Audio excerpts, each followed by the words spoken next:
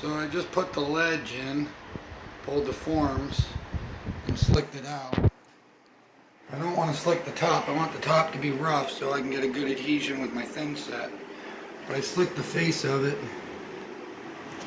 Doesn't have to be perfectly smooth. It's probably going to get baseboard. So what I do is I just wet my trowel like that, just so that there's water on it. And then I just come to one end, stick it on there, and slide across it.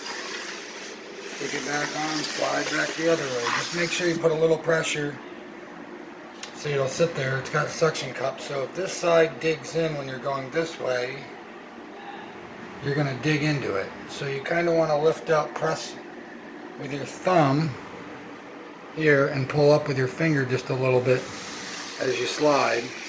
See, it'll somewhat pick the back up. And then once you hit this side, you're going to do the opposite. See that? Make sure you keep equal pressure on it. And then just slick it off. Like that, like glass, just about. So you can be a little rough, that's not a problem. I'm not worried about rough.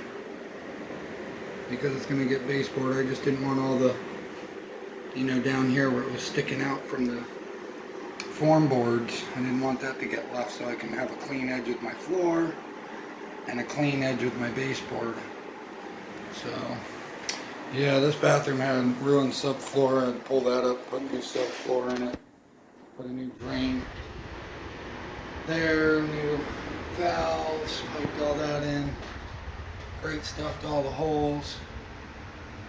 This is double 5/8 with 3/4 on top, and then Durarock the shower, and then Durarock the floor. I'm going to concrete it, tape it first, and then concrete my pitch into the drain, and then I'm going to thin set all the walls flat on this one because it's real wavy. Normally I don't have to do that. I can just pad it a little bit as I go if I have to make sure it's right. But I'm going to thin set it, then tape all the corners, all the joints before I thin set. Tape all the corners and all the joints before you thin set. Thin set it, and then come back with a rubberized membrane paint and paint that all on and let it harden, and then I can start my tile in here. And this one had nowhere to set anything. It had a tub, so you would just set all your stuff on the ledge of the tub. So I built these little built-in boxes that are going to end up holding the stuff on it. Should be level. One's down just a little bit. I'll pad that to make sure it's level. Just a little bit extra thin set on the one side than the other. Put a level on it, make sure it's right. Be good to go. Alright guys, just kind of want to Alright guys, so I only have my phone right now. My GoPro is out of commission right this minute. So I just concreted the floor. Trying to get a better view of it. I just concreted the floor so that it has the pitch for the tile. This thing's blurring bad.